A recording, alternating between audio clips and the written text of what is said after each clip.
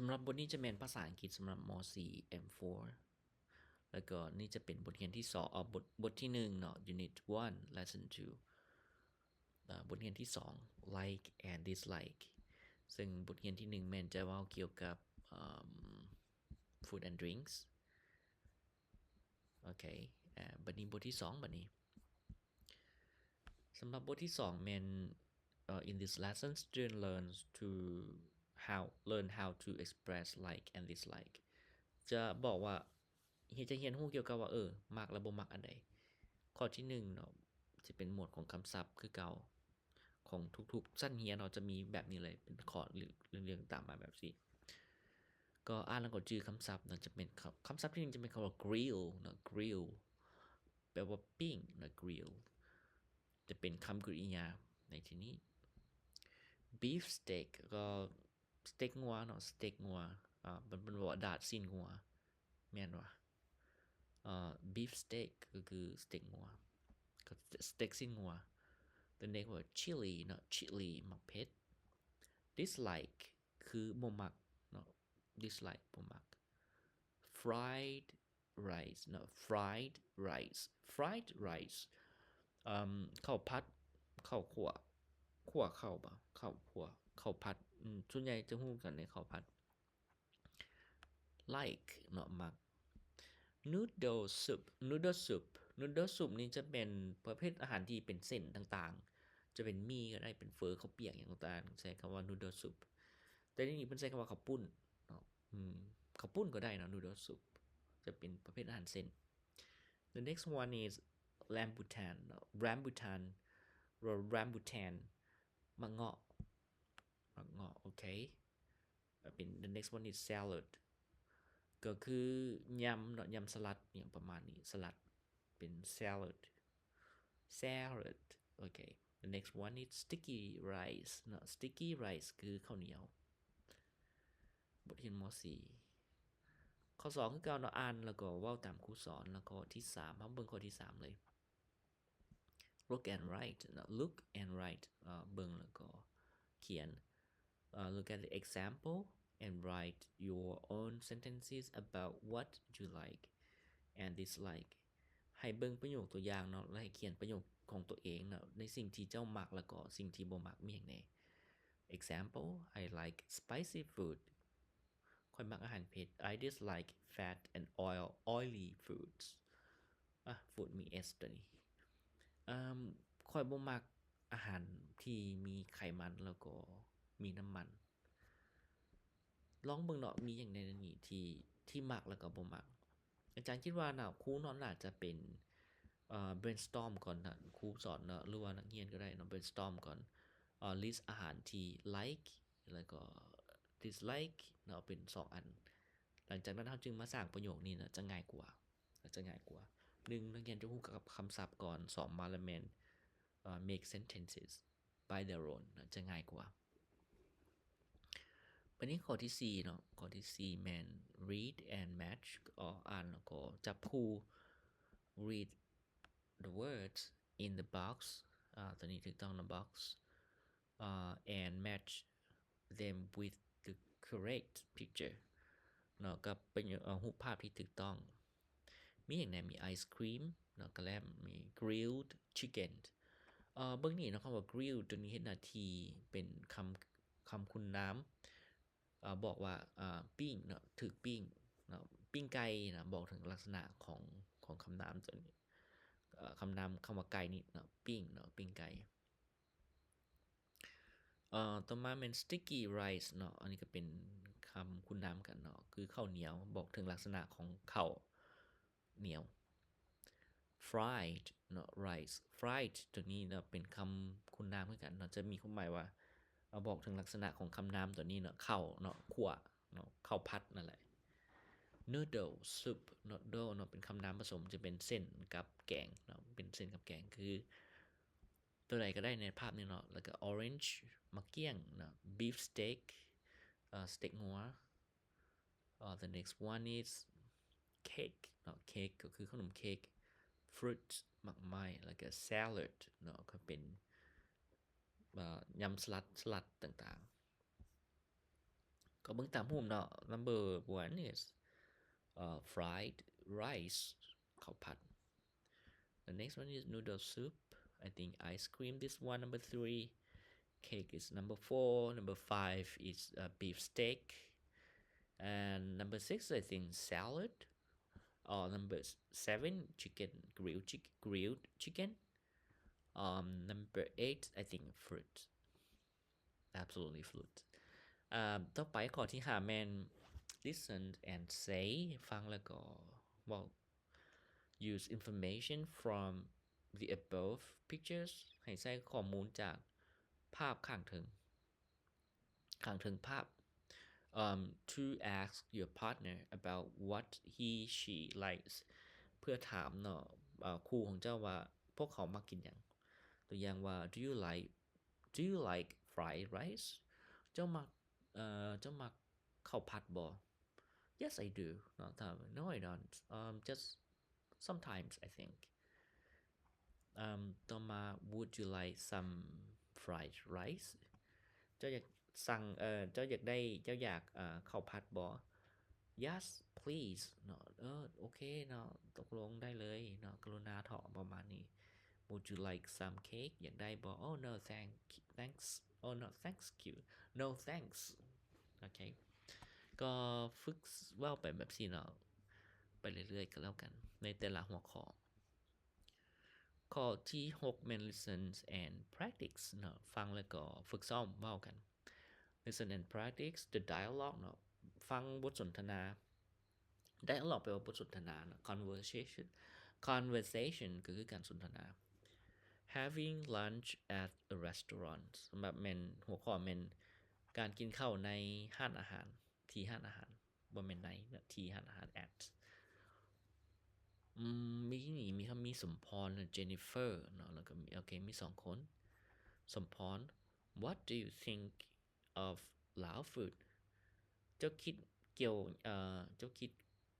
ถึงอาหารลาว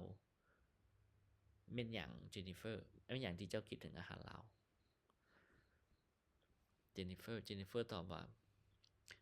Jenny อันนี้เป็นชื่อ Jenny อาจจะเป็นชื่อลินใส่ Jenny อันนี้เป็น Jennifer แปลกอยู่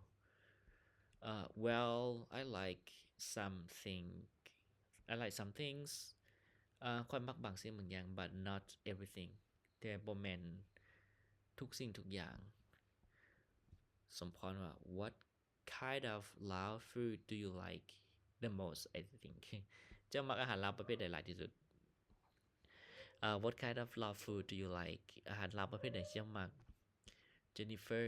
บอกว่าI like sticky rice ข้อยมักข้าวเหนียว and grilled chicken บอกว่าข้าวเหนียวปิ้งไก่ว่าซั่นเพิ่นมักสมพรถามand what do you dislike และก็สิ่งที่เจ้าบ่มักแม่นหยัง Jennifer บอกว่า I dislike papaya salad ข้อยบ่มักตำบักหุ่ง I can't eat spicy food ข้อยกินอาหารเผ็ดบ่ได้ What I really like is the fruits like pineapples, bananas, orange บอกว่าสิ่งที่ข้อยมักอันหลายๆที่สุดแม่นหลายๆแท้ๆนี่แม่นมักแม่นมักไม้อย่างเช่นว่ามักอันน่ะpineapples คือมักนัดเนาะ bananas คือมักกล้วยแล้วก็มักเกี้ยงแล้วก็สมพรถามว่าthere is fresh and good fruits salad in this restaurant มีอาหารสดใหม่มีบ่แม่นมีอาหารเนาะมีสลัดมีอาหารมีหมักไม้ดีแล้วก็สดมีสลัดหมักไม้ดีแล้วก็สดอยู่ในร้านอาหารที่บ่would you like some เจ้าต้องการหยังเจ้าต้องการบ่เจ้าต้อง would you like some ไปถามว่าเจ้าต้องการอยากกินอันนี้บ่อยากได้อยากลองมึงบ่อยากกินลองมั้ย oh yes please มันนี่สมพรบอกว่ามีอาหารสดใหม่เนาะมีหมักไม้อาหารมีสลัดหมักไม้สดแล้วก็ดีในร้านอาหารนี้ จะอยากลองเบิ่งบ่แล้ว Jennifer ว่า oh yes please โอ้ลองเลยเนาะประมาณนี้เนาะบทแปลก็ประมาณนี้บัดนี้ข้อที่7แม่น ask and answer put a tick เนาะก็ถ้าว่ามักก็ใส่เครื่องหมายติ๊กนะถ้าบ่มักก็ใส่เครื่องหมายกากบาทเนาะ clause for what dislike เนาะสำหรับที่ตัวใดบ่มักก็คือถามว่าอะไรบัดนี้มาเบิ่งตัวอย่างเนาะ example does Jennifer like sticky rice เนาะก็ yes papaya salad เนาะ Jennifer อันนี้ถามเกี่ยวกับ Jennifer แม่นบ่โอเคแม่นถามเกี่ยวกับ Jennifer เนาะwhat Jennifer like papaya salad เนาะบ่มักก็ใส่หมาย clause bananas yes grilled chicken yes spicy food no clause not dislike orange yes หลังจากนั้นข้อที่8เนาะข้อที่8แม่น ask and answer เนาะถามแล้วก็ตอบ class survey เนาะเป็นการ survey เป็นการสำรวจห้อง use the following table ก็คือใช้ตารางข้างหลุมนี้ to interview 3 of your classmates เพื่อไปสัมภาษณ์เนาะเพื่อนร่วมห้องของเจ้าใน3คนมาตัดตารางตัวนี้เนาะไปสัมภาษณ์เบิ่ง3คนเนาะมีชื่อหยังแน่เฮาก็ไปถามเบิ่งอยู่ในนี้ตัวอย่างเช่น do you like fried rice จะมักกับข้าวผัดบ่ yes I do do you like grilled chicken no I don't do you like cake จะมักกินเค้กบ่ yes I do ตัวนี้ขอแนะนำเนาะเวลาจะเฮ็ดอันนี้เฮาต้องก่อนอันนี้เขาก็ต้องไปฝึกให้นักเรียนสร้างคำถามก่อนถามตอบแบบสั้นๆเนาะ do you like อย่างประมาณต่างๆถามเกี่ยวกับอาหาร1คำศัพท์2แม่นสร้างคำถามเกี่ยวกับอาหารว่าเจ้ามักบ่หลังจากนั้นจึงเฮาไปเรียนสัมภาษณ์เป็นกิจกรรมสุดท้ายนั่นจะเหมาะกว่าเพราะนึงเฮาต้องไปถ้าว่าเป็นห้องใหญ่ๆเนาะครูจะต้องไปกวดเบิ่งว่านักเรียนนี้เข้าใจวิธีการสร้างคำถามนี้ได้หลายส่ำใดแล้วก็สามารถกล้าเว้ากล้าสนทนาเนาะแนวใดเนาะเริ่มจากกลุ่มน้อยๆก่อนแล้วก็เบิ่งทั่วห้องกันก่อนเวลาประมาณถ้ามต้นนี่น่ะจะแม่น45นาทีในการเรียนการสอนค่อนข้างใช้เวลาพอสมควรบัดนี้มาเบิ่งในตารางก็จะมีคำว่าอาหารต่างๆจะมีคือกันเนาะ fried rice อาหารต่างๆก็ทวนคืนเนาะคำศัพท์ก่อนก็จะมาสอนตัวนี้แม่นมีคำว่า lobster นำคำศัพท์ใหม่ในนี่ lobster คือกุ้งกุ้งมังกรกุ้งตัวใหญ่อ่ะ lobster pork ก็สิ้นหมูเนาะ chicken เดี๋ยวอาจารย์ทวนคืนก่อน fried rice ก็ข้าวผัด grilled chicken ก็ปิ้งไก่ fruit หมักไม้ ice cream กะแล่มเนาะ salad ผักสลัดยำสลัดนึงประมาณนี้ noodle soup ก็คือประเภทเฝอประเภทเส้นประเภทหมี่ต่างๆ cake ขนมเค้กเนาะ beef steak สเต็กงัวpapaya salad ก็เป็น salad ก็คือตำบักหุ่งfish ปลาเนาะ chicken pork lobsterในบทพันมาอาจารย์คิดว่าเพิ่นน่าจะใช้คำว่า shrimp เนาะ shrimp อาจารย์เคยว่า shrimp บ่แม่น lobster จะเป็นกุ้งตัวใหญ่ spicy foods อาหารเผ็ดเนาะมี BS นำ spicy foods อาหารเผ็ดหลายๆลองไปถามมึงเนาะมีไผเนี่ยอาจารย์คิดว่าหลายคนต้องถ้าบ่แพ้กุ้งนี่มัก lobster แน่นอนอาจารย์บ่เคยกินดอกบัดนี้ข้อที่9แม่น look and say ก็คือเว้าแล้วก็เบิ่งแล้วก็เว้า look at the information above on the table to report to the class orally ก็คือตัวนี้มันจะบอกว่าหลังจากนั้นก็ไปเฮ็ด class survey เนาะไปสำรวจเมืองห้องแล้วหลังจากนั้นก็รายงานให้ในห้องเว้าเป็นโดยการเว้าเนาะตัวอย่างว่าMr. A like spicy food and lobster and fish and noodle soup and she like all the most except ice cream for example ยกเว้นกะแล่มเนาะที่เราบ่มักลองไปตอบมึงเนาะในนี่ก็คือการนอนเป็นตัวอย่างซื่อๆมื้อนี้ข้อที่10แม่น let chant บ่ฮู้ว่าเป็นหยังต้องมาไป let chant ตลอดเนาะ food I like to eat ไผเนาะเป็นคนคิดอันนี้เนาะมาสวดมนต์กันมา ประมาณว่าเป็นตบมือร้องเพลงอย่างประมาณนี้ในห้องในกิจกรรมตัวนี้ตัวอย่างว่าlisten and practice with a teacher แล้วก็ครูจะเป็นผู้นำห้องตัวนี้ก็แม่น some milk and apples and a plant of eggs a plate of eggs that's what I like for breakfast อันนี้เพิ่นบอกว่ามีนมเนาะมีมักแอปเปิ้ลมีไข่จานนึงเป็นอาหารเช้าที่ข้อยมักอาจารย์สำหรับอาจารย์โดยส่วนตัวนะบ่มักอาหารแบบนี้เลย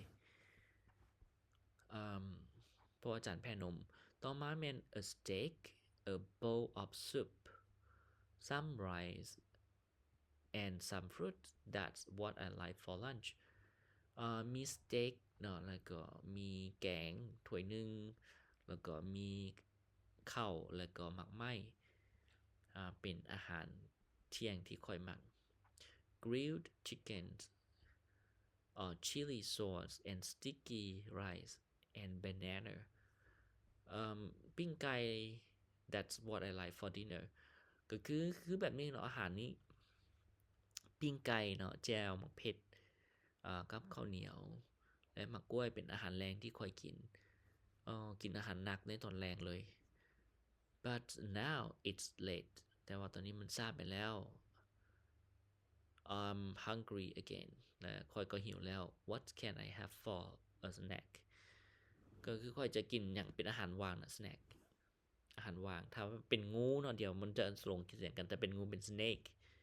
ถ้าเป็นอาหารว่างเป็น snack โอเคนั่นคือทั้งหมดของบทนี้เนาะบทที่4โอเค